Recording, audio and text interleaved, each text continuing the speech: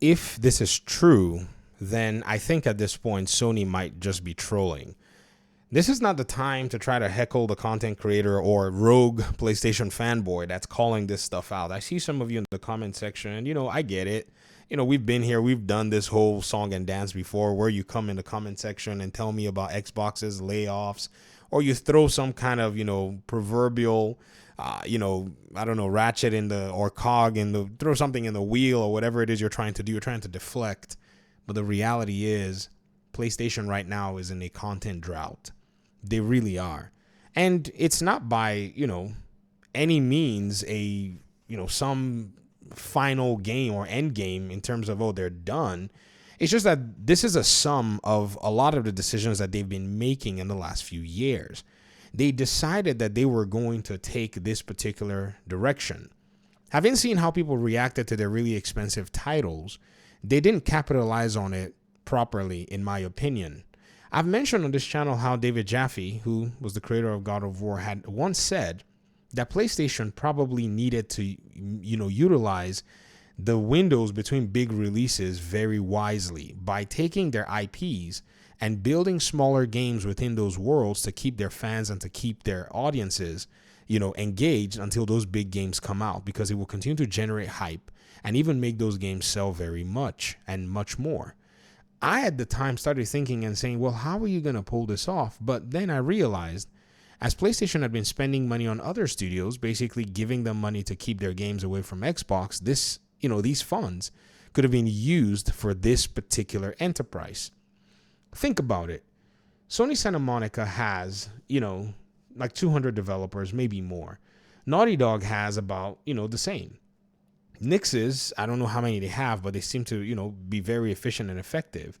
But within these studios, right, if you needed to, say, make a small, tiny little, mini game that you can sell for $30, $40, that's already based on your engine, based on your assets, based on your character, a small story that you could just put together.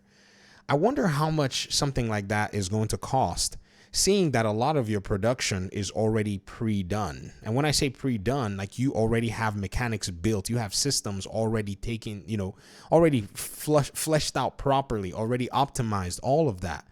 And then you can come in within about a year and a half or two, stagger these things, and then they're just going to be coming out every so many years.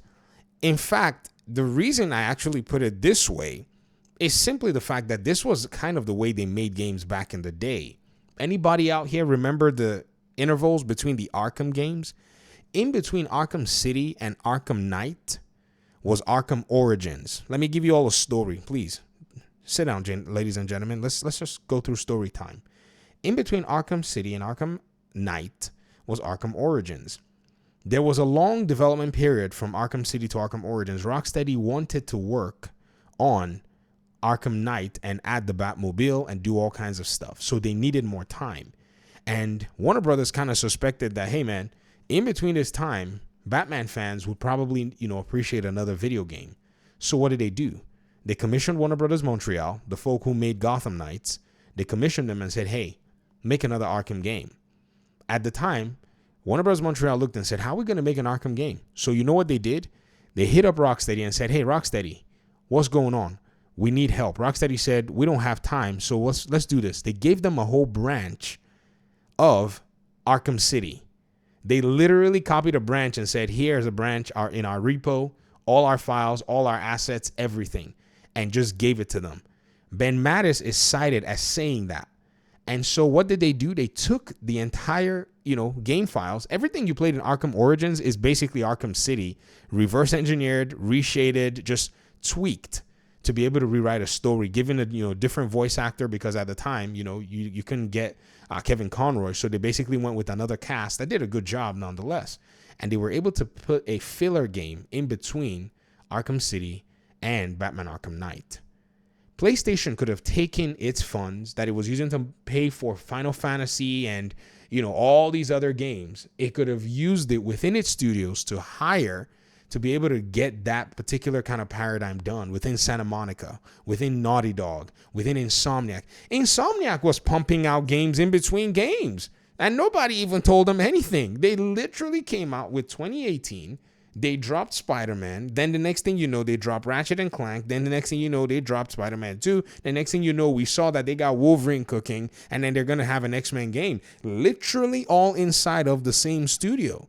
So what I'm saying is not something that is impossible for them to have done. We're seeing their own studios pulling it off. But somehow, somewhere, they allowed themselves to allow, fake gamers to let them go cancel a game that had a lot of potential. Days Gone had a lot of potential. It could have basically been the other kind of Last of Us style game in a sense. And now they want to remaster it for you. I mean, think about it. Think about the series of poor decision making that was happening all this while.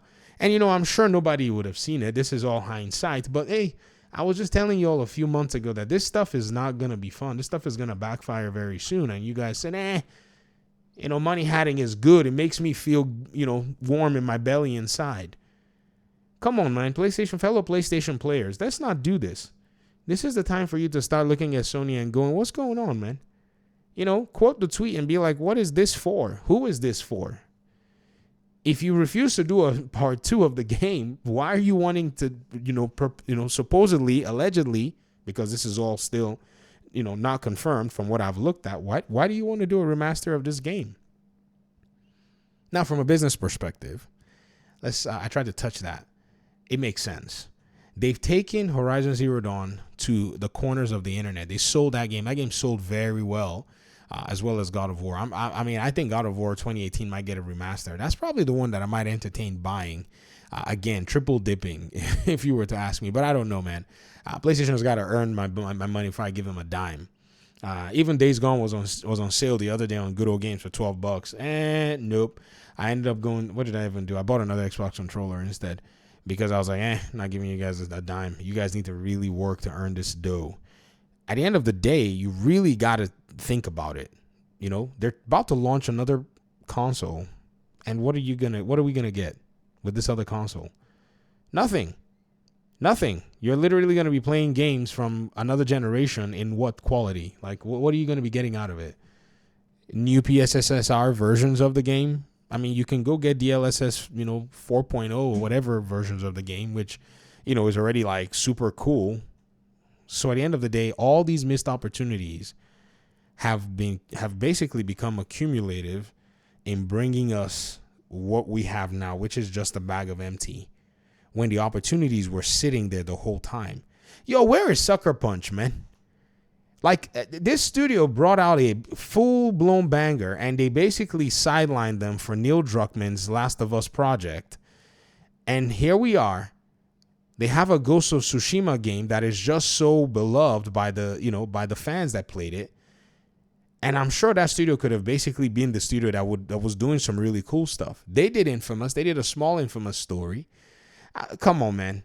Like, we can do some, and you guys know me. I like development stuff. I like watching developers, looking at their output, listening to the creative directors. I mean, you can't tell me that these teams could not have put out these titles over time. It's just very hard for you to actually put that out there. But it is what it is.